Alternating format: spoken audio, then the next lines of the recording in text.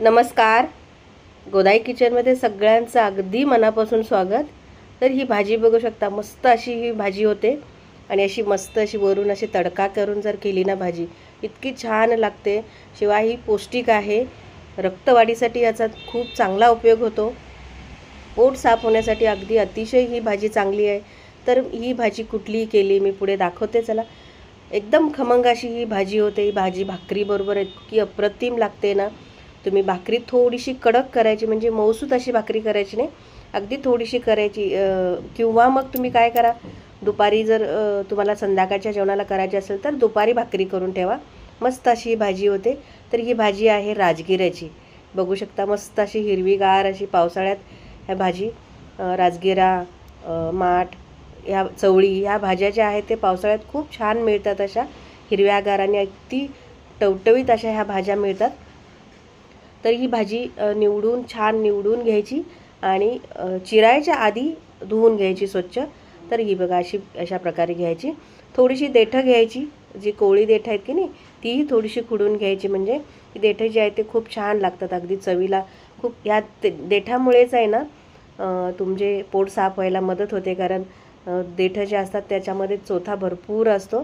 त्यामुळे पोट साफ होण्यासाठी भाजी अगदी अप्रतिम आहे, अगदी खूप गरजेची आहे. पावसाळ्यात पोट जड होणं वगैरे हा त्रास होतो, त्याच्यासाठी हमखास आवर्जून ही भाजी खावी. तरी छान सगळे निवडून घ्यायची. पानं देठं कोवळे असतील ते काढून घ्यायचे आणि मग स्वच्छ धुवून घ्यायची, पूर्णपणे कोरडी करायची आणि मग त्याला चिरून घ्यायची. लगेच ओली असताना चिरू नका, कारण या भाजीला जास्त पाणी सुटतं आणि मग तुमची भाजी जे फोडणी टाकली की जास्त वेळ घेणार, त्यासाठी कोरडी करायची आणि मग त्याला चिरून घ्यायची.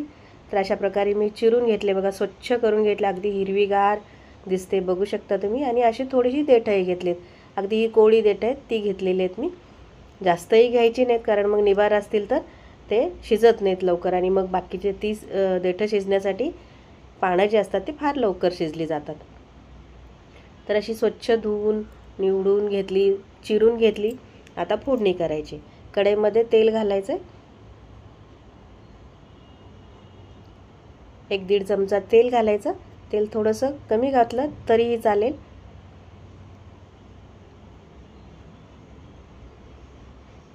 तेल थोडंसं गरम झालं की मग जिरे घालायचे. हे बघा, 1/2 चमचा जिरे घातले. जिरे छान फुलू द्यायचे आणि मग अगदी बारीक चिरलेला लसूण आहे किंवा ठेचलेला लसूण घातला तरी चालेल. इथे बारीक चिरून घेतला नाही मी, अगदी गावठी लसूण आहे त्यामुळे मी फक्त जरासा चेचून घेतला आहे वरवंट्याने. अख्खा लसूण घालू नका, नाही तर मग तेलात फुटतो तो लसूण आणि अंगावर येतो. त्यापेक्षा थोडंसं वरवंट्याने त्याला चेचायचं. एक 15 ते 20 पाकळ्या लसूण आहे. लसूण मात्र छान खरपूस होसपर्यंत भाजून घ्यायचा आणि मग त्याच्यावर कांदा घालायचा.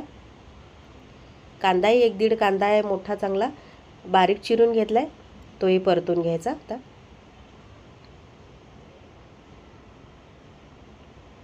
लालसर होसपर्यंत कांदा परतून घ्यायचा, कारण आपल्याला भाजी शिजायला जास्त वेळ लागत नाही. तेव्हा कांदा, लसूण, बाकीचे जे फोडणीचे पदार्थ आहेत की नाही छान असे हे परतून घ्यायचे. आता यामध्ये हिरवी मिरची घालते मी. हिरवी मिरची तुम्ही घालू शकता किंवा लाल तिखटातही करू शकता. नंतर फोडणीसाठी थोडंसं मी लाल तिखट वापरले.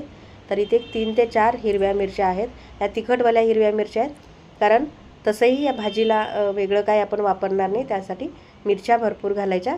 आवडत नसेल तुम्हाला तिखट, तुम्ही जास्त खात नसाल तर मात्र कमी वापरलं तरी चालेल, पण या भाज्याच्या असतात की नाही हिरव्या, थोडेसे तिखट छान लागतात. आता इथे मी मटकीची डाळ घेतली. तुम्ही मुगाची डाळ घेऊ शकता किंवा मसुराची डाळ घेऊ शकता, पण मटकीच्या डाळीने खमंग अशी ही भाजी होते. अगदी गावच्या पद्धतीने ही भाजी मी तुम्हाला दाखवते. गावाकडे मूग, मसूर असं काही मिळत नाही, त्यावेळेला मटकीची जी डाळ असते की नाही सहज घरात उपलब्ध असते, तर मटकीच्या डाळीपासूनच ही भाजी केली जाते. आता ही डाळ आहे की नाही ती तेलात चांगली परतून घ्यायची, किंवा मग तुम्ही दुसऱ्या तव्यावर छान ही डाळ भाजून घेतली तरीही चालेल. आता हे छान परतून झालं. आता यामध्ये भाजी घालून घ्यायचे. आता भाजी जी आहे की नाही जेव्हा कच्ची असते त्यावेळेला जास्त दिसते आणि मग परतून घेतल्यानंतर कमी होते. तर कढई लहान असेल तर थोडे 2 बॅचमध्ये हे तुम्ही वापरा किंवा मग मोठी कढई वापरली तरीही चालेल. आता हे सगळं भाजी घालून घ्यायची, थोडा वेळ वाट बघायची आणि मग चमच्याने खालची बाजू वर करायची, आलटून पालटून घ्यायची. म्हणजे कशी खाली जी परतलेली भाजी असते की नाही थोडीशी कमी झालेली असते. हे बघा अशा पद्धतीने करून घ्यायचं आहे. ही भाजी दुसऱ्याही पद्धतीने करतात बरं का. म्हणजे अशी छान निवडून घ्यायची, उकळत्या पाण्यात घालून त्याला शिजवून घ्यायची, पिळून काढायची आणि मग फक्त फोडणी घालायची. दोन्ही प्रकारे करू शकता ही भाजी. पण अशी कशी आपल्याला पटकन करता येते, ते वेळ लागत नाही. उकडून घ्यायची, मग पिळून घ्यायची, फोडणी द्यायची. त्यापेक्षा अशी सरळ स्वच्छ धुवून घ्यायची आधी, मात्र अगदी घासून चोळून धुवून घ्यायची भाजी आणि मग चिरून घ्यायची. हे बघा अशा पद्धतीने हे सगळं करून भाजी एकदम कमी झाली ना की मग मीठ घाला. मीठ लगेच घालायची घाई करू नका. आणि याला छान शिजवून घ्यायचे. छान शिजवून घेतली, झाकण लावून शिजवून घ्यायची. तोपर्यंत छान तडका करते. हा तडका मात्र गरजेचा आहे बरं का. अगदी खमंग जर भाजी तुम्हाला खायची असेल ना तर हा तडका नक्की करा. जरासं तेल जास्तच घालायचं, फक्त हळद आणि लाल तिखट घालायचं. आणि आता बघू शकता याच्यावर भाजी छान शिजली की वरून हा तडका ओतायचा. हा तडका मात्र असा गरजेचा आहे. चुरचुरीत असा हा तडका बसवला की नाही तुम्ही, मस्त अशी ही भाजी तयार होते. तुम्ही कधी अशी केली नसेल तर एकदा करून बघा बरं का. खमंग अशी ही भाजी लागते. भाताबरोबर, चपातीबरोबर, भाकरीबरोबर अप्रतिमच लागते. त्याला काय दुसरं काहीच नको आहे तुम्हाला. संध्याकाळच्या वेळेला अशी भाजी करा आणि भाकरी करा. पोटभरीची मस्त अशी ही भाजी तयार होते. रेसिपी कशी वाटली मला कमेंटमध्ये नक्की सांगा. आवडली तर लाईक करा, शेअर करा, चॅनलला सबस्क्राईब करा आणि बेल